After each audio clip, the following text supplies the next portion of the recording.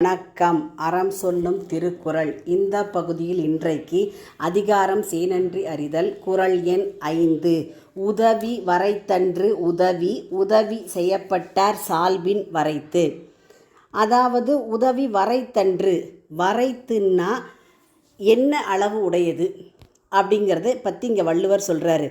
ஒருத்தருக்கு நம்ம செய்யக்கூடிய உதவியினுடைய சிறப்பு எதை பொறுத்ததுன்னா, செஞ்ச உதவியோட அளவில்லை. அதாவது காலம், இடம், பொருள் இதெல்லாம் பார்த்து செஞ்ச உதவி சின்னதா பெருசா அப்படிங்கிறத பொறுத்தது அல்ல. அப்போது அது எதை பொறுத்தது? உதவி செய்யப்பட்டார் சால்பின் வரைத்து. சால்பு அப்படிங்கிறது சான்றாண்மை குணம்.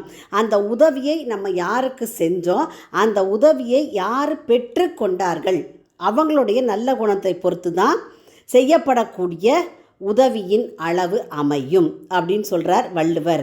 அப்போது அந்த உதவியை பெற்றவரின் மனப்பண்பின் அளவு, நம்ம செஞ்ச உதவியை அவங்க யோசித்து பார்க்காம சின்னதாக பெருசாலாம் நினச்சி பார்க்காம உற்ற காலத்தில் செய்த உதவி, அது பெற்றுக்கொண்டவரின் தகுதியின் அளவை பொறுத்தது என்கிறார் வள்ளுவர். இப்போ உதவி வரைத்தன்று உதவி அப்படின்னா என்ன அர்த்தம்னா, ஒருத்தர் நமக்கு செஞ்ச உதவி அந்த நேரத்தில் எவ்வளவு சிறுசாக இருக்கலாம் அல்லது பெருசாக இருக்கலாம், அதெல்லாம் அங்கே ஒரு பொருட்டே கிடையாது. அதை திரும்ப செய்யக்கூடிய உதவியின் அளவு அந்த பழைய உதவியின் அளவை மட்டும் கொண்டு இருக்காது. உதவி செய்யப்பட்டார் சால்பின் வரைத்து. மாறாக அந்த உதவியை உணர்ந்து திரும்ப செய்யும் உதவியினுடைய அளவு உதவி பெற்றவரின் பண்பு, தகுதி மற்றும் உள்ளத்தின் உயர்வை கொண்டே கணக்கிடப்படும். அப்போது உதவி செய்தவரின் பெருமை அவர் செய்த உதவியால் தெரிவதில்லை, அந்த உதவியை பெற்று கொண்டவரின் நல்ல பண்பு, அதுதான் சான்றாண்மை குணம்.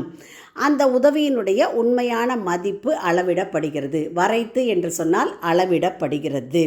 இதே கருத்தை சிவபிரகாச சுவாமிகள் நன்னறியில் என்ன சொல்கிறார்னா, தக்கார்க்கே ஈவர் தகார்க்கு அளிப்பார் இல்லென்று மிக்கார்க்கு உதவுவார் விழுமியோர் இக்காலும் நெல்லுக்கு இறைப்பதே நீரன்றி காட்டு மொழி புல்லுக்கு இறைப்பாரோ போய் அப்படிங்கிற பாடல் மூலம் வலியுறுத்தி சொல்கிறாரு.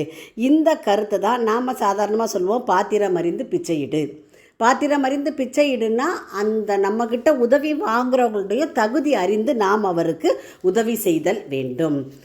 குறளினுடைய பொருள், கைமாறாக செய்யும் உதவி முன் செய்த உதவியின் அளவை உடையது அன்று, உதவி செய்யப்பட்டவரின் பண்புக்கு ஏற்ற அளவை உடையதாகும். அப்போது உதவி அந்த பெற்றுக்கொண்டவரின் தகுதிக்கு ஏற்ற அளவை உடையது. மீண்டும் குறள். உதவி வரைத்தன்று உதவி உதவி செய்யப்பட்டார் சால்பின் வரைத்து.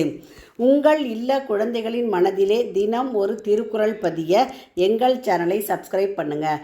லைக் பண்ணுங்கள், ஷேர் பண்ணுங்கள், சப்ஸ்கிரைப் பண்ணுங்கள், கமெண்ட் பண்ணுங்கள். நன்றி.